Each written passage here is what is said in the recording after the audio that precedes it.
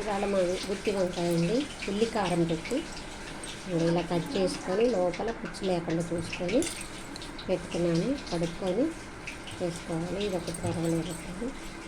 ఇట్లా పోసుకోండి.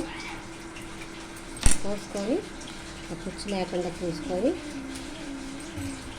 కరిగి పెట్టుకొని ఉప్పు నీళ్ళల్లో వేసుకొని నూనెలో ఒక్కొక్కటి వేయాలండి.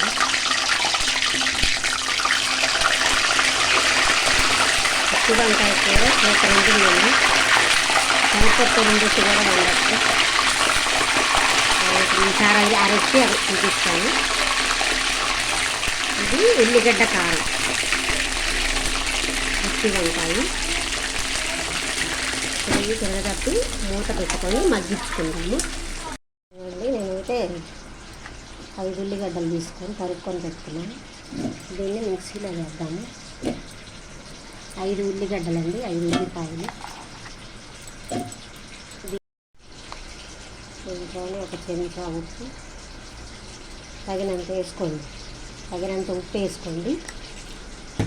నేనైతే నాకు తగినంత ఉప్పు నేను వేసాను. చెంచా ఉప్పు వేసాను. 2 స్పూన్లు కారం వేసుకున్నానండి. 2 స్పూన్లు కారం, కొంచెం జీలకర్ర. దీన్ని మనం మిక్సీ పట్టుకుందాము.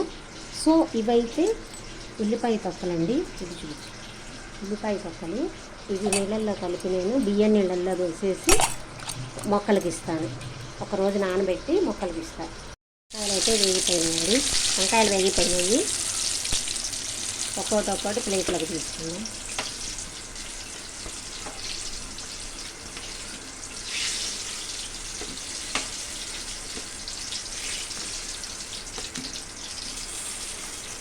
ఇలా తీసేసుకొని ఇవ్వండి. ఇట్లా కచ్చాపచ్చాగా ఉప్పు కారం అన్నీ వేసుకొని కచ్చాపచ్చాగా మిక్సీ పట్టుకొని రోట్లో అయినా నూరుకోవచ్చండి.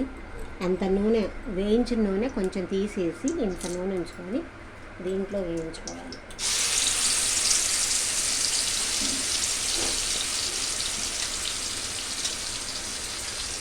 పచ్చివాసన పోయిందాక వేగితే వంకాయల్లో కూరుకోవచ్చు.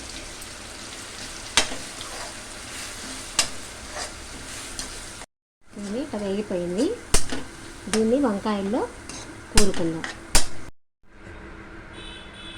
ఇలా అండి, ఇట్లా అన్ని వంకాయల్లో కూరేసుకొని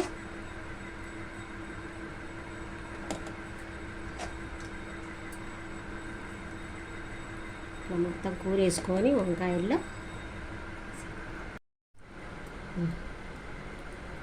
ఇలా అన్ని వంకాయల్లో కూరేసుకొని మిగతాది మిగిలింది దీని మీద వేసేసుకోవాలి.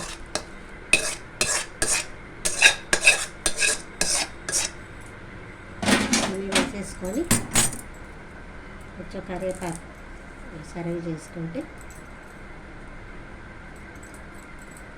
2 రబ్బలు గుత్తి వంకాయ కూర రెడీ.